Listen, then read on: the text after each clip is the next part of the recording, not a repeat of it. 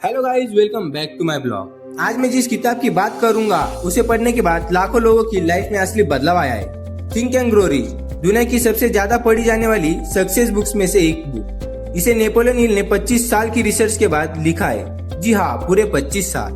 उन्हें 500 से ज्यादा सक्सेसफुल लोगों का इंटरव्यू किया, जैसे हेनरी फोर्ड, थॉमसन एडिसन, रॉकेफेलर और कई बड़े मिलीनियर्स। उन्हें लोगों की सक्सेस हैबिट्स, माइंडसेट और लाइफ प्रिंसिपल को एक ही किताब में मिलकर उन्हें बनाया। Think and grow rich book. ये किताब सिर्फ पैसे कमाने के बारे में नहीं, ये आपकी सोच बदलने, गोल्स क्लियर करने, डिजायर को एक्शन में बदलने और सेल्फ वैल्यू को स्ट्रॉन्ग करने की कंप्लीट गाइड है। ये वीडियो आपके लिए गेम चेंजर साबित हो सकता है। तो चलिए देखते थिंक एंड ग्रो रिच हमें क्या सिखाती है। असल में ये एक एक्सपेरिमेंट थी ह्यूमन माइंड पर। नेपोलियन हिल जब इस पर काम शुरू करते, वो खुद कोई सक्सेसफुल आदमी नहीं थे। वो एक ऑब्जर्वर थे, शांत, क्यूरियस, पेशेंट। वो लोगों को देखते थे, सिर्फ उनकी सक्सेस नहीं, उनके फैसले, उनकी आदतें और सबसे ज्यादा उनका डर। और धीरे धीरे एक सवाल उनके दिमाग में पक्का हो गया। सेम दुनिया में रहकर सेम रिसोर्स के साथ कुछ लोग आगे कैसे निकल जाते? इस सवाल का जवाब उन्होंने बोलकर नहीं, सुनकर ढूंढा।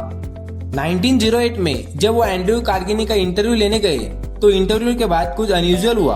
कार्गिनी ने उन्हें जाते हुए नहीं रोका, ना ही तुरंत कुछ बोला। बस उन्हें देखा जैसे किसी चीज को टेस्ट कर रहे हो। फिर बोले, तुम आंसर कलेक्ट नहीं कर रहे, तुम सोच का पैटर्न समझना चाहते हो। एक छोटा सा साइलेंस और फिर वो सेंटेंस जिसने हिल की जिंदगी का पूरा डायरेक्शन बदल दिया। मैं तुम्हें दुनिया का सबसे सक्सेसफुल लोगों से मिलवाऊंगा। तुम उनके बीच का कॉमन ट्रूथ निकालना, पर पैसे नहीं मिलेंगे और 20 साल लगेंगे। यहाँ बुक का पहला हिडन लेसन छुपा है। सफलता अक्सर तब शुरू होती है जब गारंटी खत्म हो जाती है। हिल ने हन बोल दिया। इस हन में कॉन्फिडेंस नहीं था, पर कमिटमेंट था। और इसी कमिटमेंट को हिल ने बाद में डिजायर के नाम से लिखते। इसलिए जब वो एडविन बार्नेस की कहानी सुनते, तो वो सिर्फ एक सक्सेस स्टोरी नहीं होती। बार्नेस को बस इतना पता था कि उसे थॉमस एडिसन के साथ काम करना है।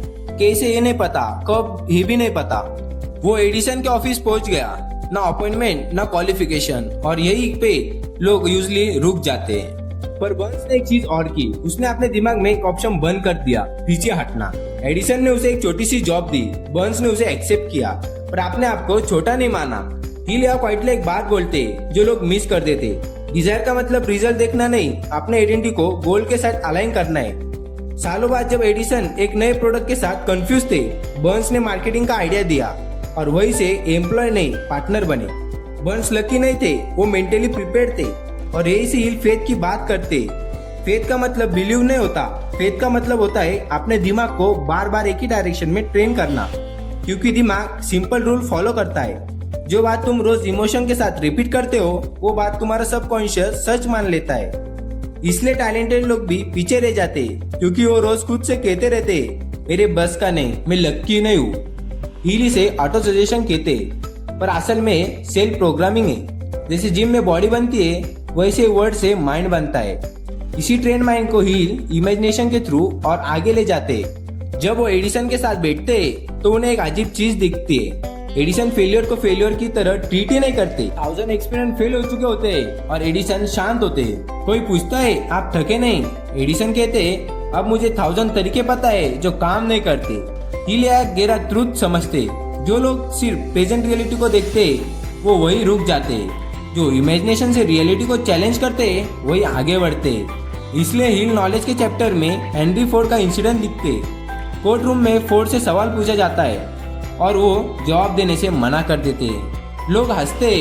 फोर्ड शांति से बोलते, मेरे पास एक बटन है, मैं प्रेस करता हूँ और मुझे हर सवाल का एक्सपर्ट मिल जाता है। हिल का हिडन मैसेज सिंपल है, नॉलेज याद रखना नहीं, सिस्टम बनाना होता है। फिर आता है प्लानिंग और डिफीट का टॉपिक। हिल ने एक भी सक्सेसफुल आदमी नहीं देखा जिसे डिफीट ना मिली हो, पर उन्होंने एक चीज देखी।